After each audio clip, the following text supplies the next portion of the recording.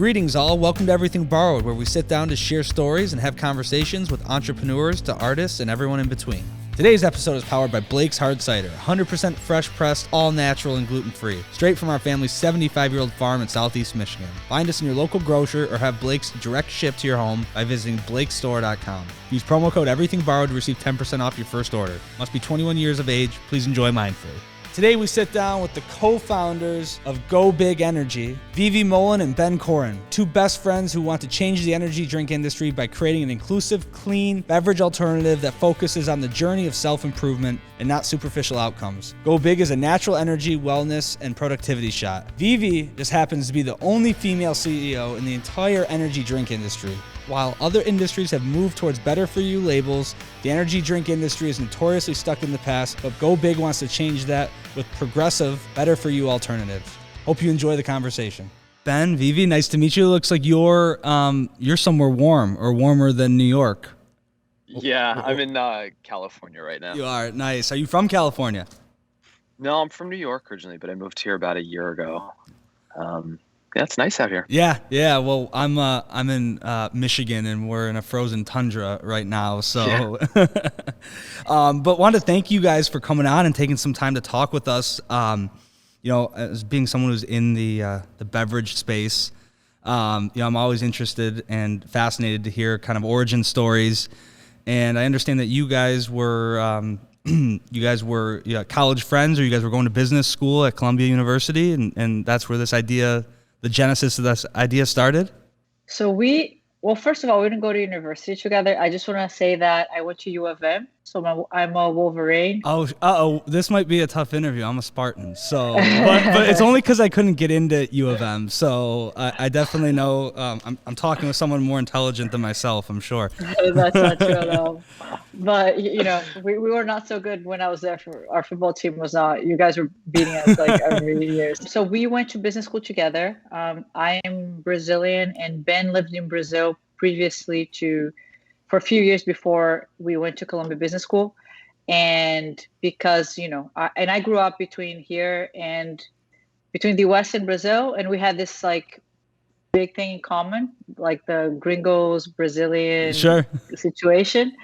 So we became really like best friends in business school. And after that, I moved to Brazil for a few years, and then I moved back here. And that's when Go Big, really the idea started. And the way that it all started was I had become a new mom, and I was exhausted. I was just sleep deprived, and whenever I needed the energy that coffee couldn't give me, I would take guarana, which is a seed from the Amazon. I'd have this extract that tastes horrible, but it's functionally like amazing. But I couldn't take too much of it. I was still nursing. Then Ben comes to visit me, and he starts complaining that he has to wake up really early to make a 6 a.m. CrossFit class. And I'm like, excuse me, you're not tired, first of all, but I love you because you're my friend, and you should take some of my guarana. And he's like, oh, I'm paleo. I don't take pre-workout stuff. And I was like, no, it's a seed from the Amazon, totally natural. You should just take some. So I gave him some of in a Ziploc bag. He takes it, starts taking it every day, thinks it's like the most amazing thing ever, gets to CrossFit, is more talkative than normal, which is a lot. And he's lifting more. Everyone's like, what's going on, Ben? Why are you so energetic? And he's like, I'm taking this magical seed from the Amazon. Everyone's like, oh, give me some. So he starts making these little shots for them. The reason he made it into shots was, one, because he's a very talented guy, but his shots did not taste so good. And two, no one wanted to have a full-on drink before, working out. Sure. So everyone starts having these shots. Everyone's addicted, loves it. He eventually runs out of the guarana that I gave him, obviously. And then people get really upset. Some people ask to buy it. He tells me about it, and we start looking at the market. And basically, the energy drink market is a $14 billion industry. It's controlled by a few companies. We all know it.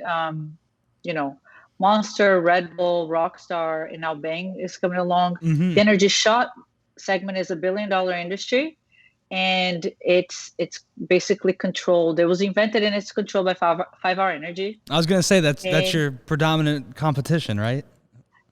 for sure. And so we decided that there was a place for something natural, um, healthier, and functionally superior. So we started making our energy shots. So basically, 5 Hour Energy, the way we like to describe it is Go Big is like if you had 5 Hour Energy and a Vive Wellness shot and they had a baby, That's that you would guys. be Go Big. Yeah. So, from the time that you introduced, Ben, to the shot and kind of the functionality of Guarana, to when you guys actually, pushed the button, the go button for Go Big. What was that timeline like, and what was was it a year? Was it 5 years? I know for me, the starting of Blake's Hard Cider and our juice company, it was like a 4-year journey from kind of idea to launch. But I know in as things have evolved, things move much quicker. So how did it go from, kind of ideation of, wow, this works, wow, we're making a shot, there's an opportunity here, to when you guys press launch? And then I believe you guys pressed launch last year, right when, the pandemic hit. So I want to get into that a little bit because, I've had some interesting experiences there as well, and wanted to hear how you guys are navigating that. But, stay on the origin of the journey. So how did it go from, ideation to kind of the next phase, and how long did that take for you guys? It's probably like 2 years, right, Vivi? Yeah. 2 years till we got to the current version. We honestly, we asked ourselves, it's not the pretty obvious idea, I think. Yeah, sure. Every CPG category has been disrupted by some better for you natural competitor. Yes. Energy drinks, it's almost like you scratch your head, why hasn't somebody been successful doing this yet? Mm-hmm. And we found out that one of the reasons is because it's really hard. Yeah. Like producing a product that tastes good without using all the natural ingredients. Caffeine is an extremely bitter ingredient. It's hard to work with. Mm-hmm. So with all the chemicals, and then without all the preservatives, you then have to have a production process that pasteurizes it. So getting all of that done and figuring it all out took a while. And yes, and then we did all that. 2 years really hard work, and we pressed play, and coronavirus happened 1 week later.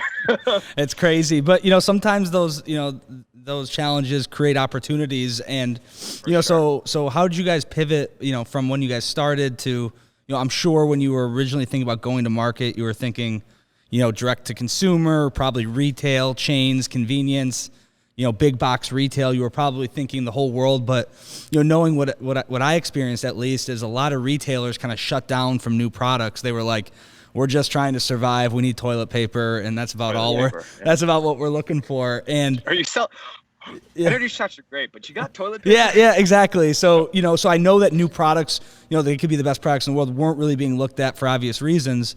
So I imagine your original sales plan, like everything, just went out the window.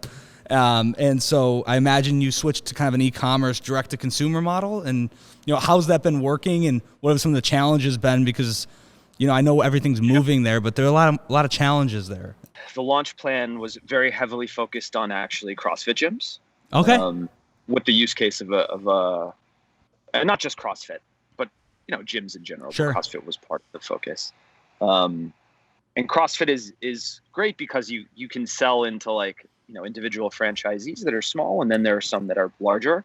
So we had this whole strategy around that, and then other gyms and chains, and we got all these orders the first week, and then they all got canceled. We were about to ship out a bunch.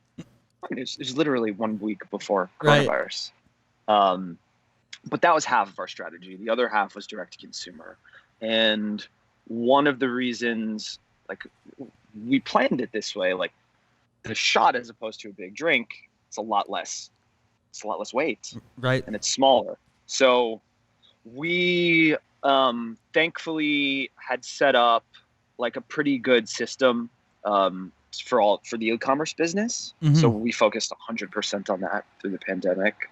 And it was, like you said, sometimes these these challenges force you to like think innovatively and really buckle down. And for us, the direct consumer channel was also a blessing because you have that direct line of communication with your customers. So in a weird way, it might be a better way to, get feedback directly from the consumer before you're getting kicked out of a store or, it's not selling in the market. You can make tweaks. I know that I look at some of the products that we've brought to market and, if I could have only spent a little more time, getting feedback and tweaking it before it goes into the biggest retailer in the country and, sales are not where they want to be. So, I think a little bit of that is maybe a good opportunity to really look at, your processes and the products that you're providing.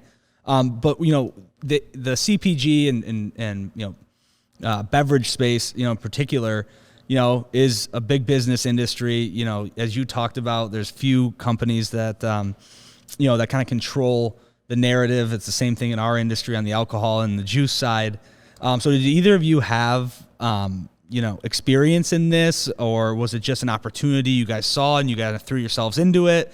And sometimes that's better to not have experience. Otherwise, if you had experience, you'd be like, whoa, it's too big of a thing to climb. But curious how you guys got interested in the space. Was it just the idea, or, do you look at the space as something that from a place of experience? So no experience in the beverage industry or CPG. I like that.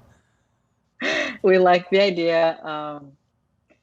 We just, like, as Ben said, we see a gigantic opportunity, not just from, and as you mentioned, the beverage industry, the energy drink industry, this is another theory that we had. So everything is basically marketed towards, I'm going to just put it out there, like a fat pretty boy. Narrow consumer. Yeah, there you go. Like a pretty narrow consumer. Yeah. Like, it's not women, it's not people of color, like they're not very represented in this. And actually a fun fact that I like to repeat is 86% of Americans aged 2 years old and up have one caffeinated drink per day.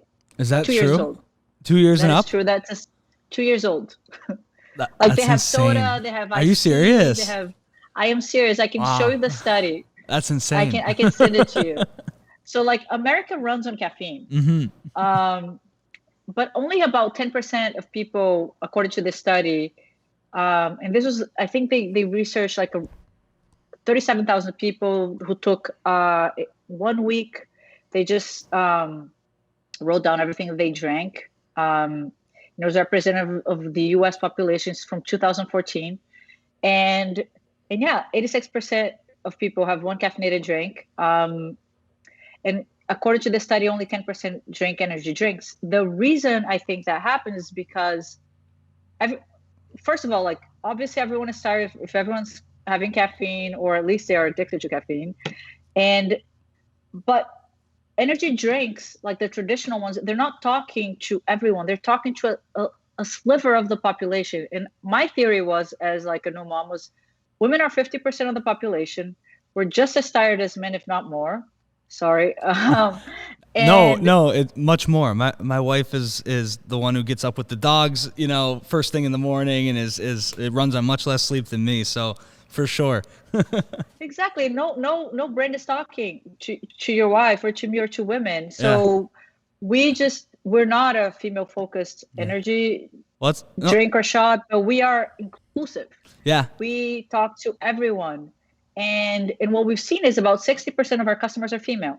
Yeah. I mean, there's a gigantic space, like an emotional white space in the market for people who are not, that very small percentage of the population. Yeah. The other interesting thing is you start studying this, consumer, purchasing habits and things like that.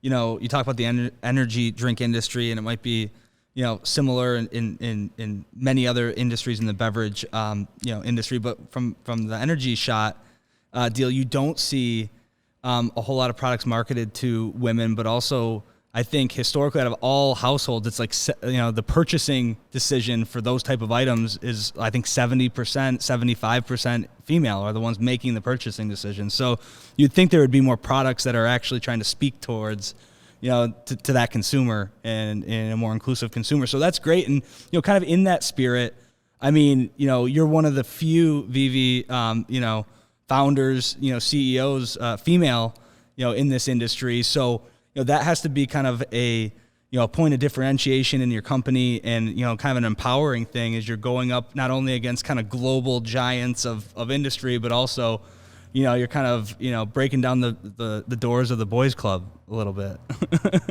So I'm the only female. The only. CEO, yes, of the whole entire industry.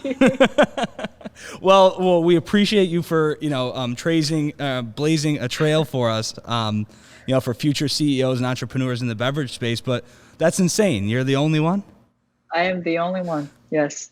That's absolutely insane to me. I can't even believe that. But, why do you think that is? Do you think it's just historical? It's an industry that women, aren't interested in pursuing. It's what are your thoughts on that?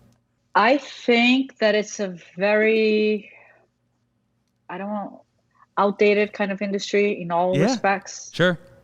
From an ingredient perspective, it's very junky, all chemicals. Right. Even the healthy energy drinks use sucralose and artificial sweeteners.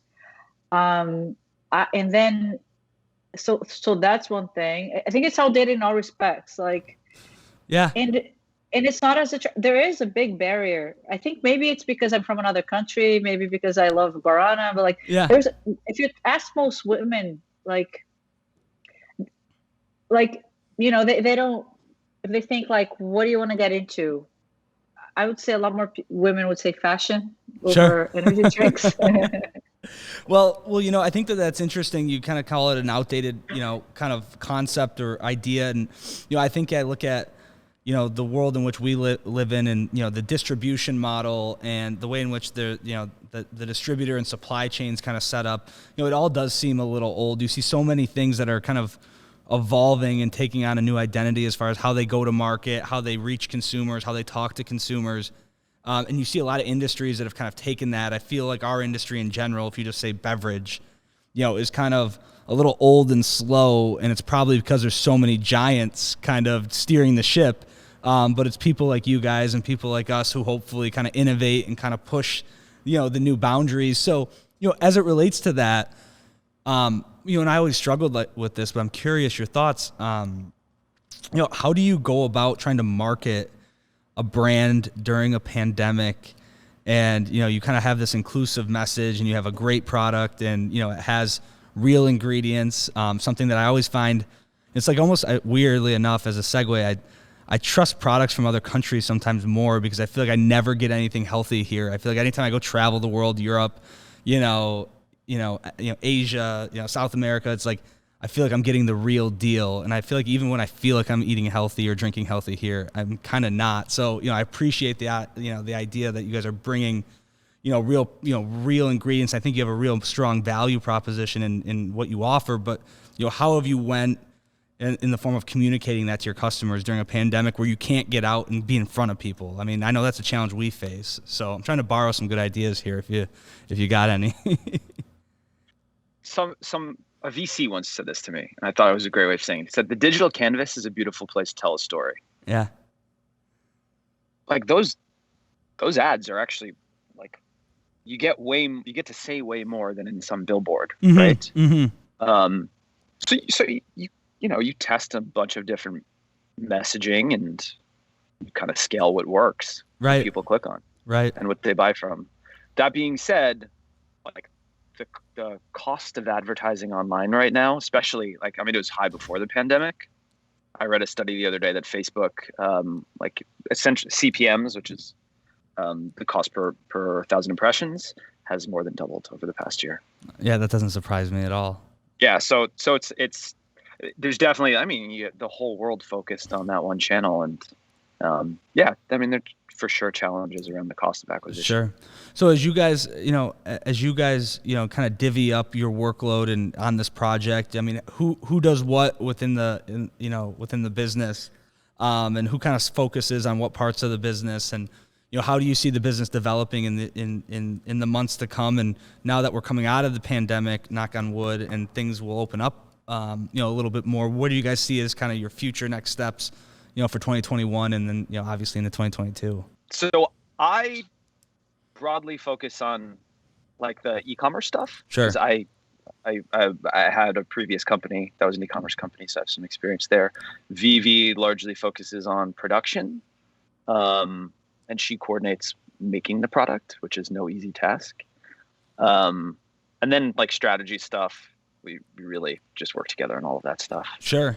2020, great about direct to consumers. You can talk to all of your customers. Yeah. And when you ask them just, hey, what do you like? What they tell you, it's actually fairly easy, in my opinion, to figure out what your problems are. Sure. Figuring out a solution to them is not easy at all because your customers don't give you a solution. But they'll identify the problem for you, right? Yeah, for sure. Yeah. So we our customer ended up being a way broader group of people than we thought we would initially have. So we ended up, based on feedback, tweaking the formulation. And we did a reformulation, which has been like you said, like you wished you had gotten some feedback and iterated. Sure. That was a great thing that what happened afforded us. And then the other thing, which is actually I was kind of surprised about, but when you're buying energy shots online, we sell them in 9-packs, $4 a shot, $3.99. It's not a big premium to 5-Hour Energy, if at all. I've been seeing. Yeah, I was gonna say that seems pretty right in line from what I. Yeah.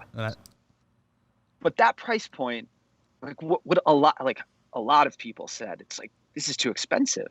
Like, wow, that's a little bit surprising. Because 5-Hour Energy is such a mass product, but it's different when you're tired and you're at a gas station and you spend $4 to resolve your problem, and it's a one-off thing, right? Like that price point is clearly supported in that use case. Yeah. But if you're buying stuff online and it's becoming something that you use daily, which ideally we want, and we see people like replacing everything else, and going over to go big, that's it's not. $4 a lot a day, Yeah, well, that's different. I didn't think about it that way, but it is more of a plan. You guys are a little bit more of a planned, functional part of your everyday. I call them 5 Alives. I usually just only take them when I'm like dying and I just need something, that isn't just straight caffeine, So. For sure. Yeah. For sure. Yeah. And in a world where everybody's at home, like that ends up being the more common use case. It's people that are looking for a functionally superior energy that's also healthy. Right. Or they want the energy and wellness. Right. But so, that was like, we were like, all right, this is like a real, we want to be inclusive. We want people to feel that they can afford to take this every day. Some people do, but not everybody can. The lower the price we can make it, the more accessible it becomes. So we've been working on a multi-serving pack that will bring the per shot cost down a lot. Okay, and, great. And we're hoping to bring that to market soon. Awesome. And when you look at kind of the e-commerce world, launching a brand during the pandemic, obviously things got uprooted, but, do you feel you guys were able to navigate that and generate sales, in different channels? And are you shipping to all states? Is it, is there a certain region where you're really focused on and hyper targeting, or is it kind of, whoever's interested can go and get it? Yeah, we thought it was going to be people from the coast and like big cities. Yeah. Our thesis was like, it was going to be soul cyclers and CrossFitters. Yeah. It ended up being, we've got customers in, I think, all states. Mm-hmm. That's great. We're very surprised by that. Yeah. Like people that are switching from 5-Hour Energy that work at Walmart. Hey, that's awesome. And Vivi, I have to ask you, you kind of introduced this, this better for you, kind of ingredient, in the original formulation, and how much of you just have to imagine as you explore the opportunities out there to introduce different better for you products within your energy shot from all over the world. Are you guys exploring that? Because that really does seem to be a kind of a unique opportunity that you guys have uncovered very naturally from you being from Brazil. And I'm just curious in your idea of your value proposition or the things you're bringing to market. Are you guys thinking in that world, or is it right now trying to nail flavors? You got the secret ingredient, that got Ben hooked and got him a believer, and is that where you're focused on, or is there innovation beyond just that ingredient for the way in which you're thinking about your products? So we are the only energy product that uses only guarana as its source of caffeine. And we are true believers in guarana. Because guarana as a seed has been used by Brazilian tribes for centuries, like literally like over 1,000 years. Every Brazilian knows about it. It's also huge in Germany, Australia, South Africa. But it's not known in the US. It's present in small amounts in certain energy drinks. But it's tiny. Most energy drinks just add a little bit of that and put some artificial caffeine on it, synthetic caffeine. So we only use guarana. We want to stick with that. And the reason is, so guarana has been scientifically proven to improve memory, focus, and athletic performance. So because it's been around for so long, there are a lot of studies on it. Sure.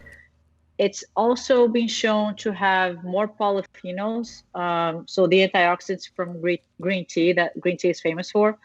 But there are more of these polyphenols in guarana than green tea.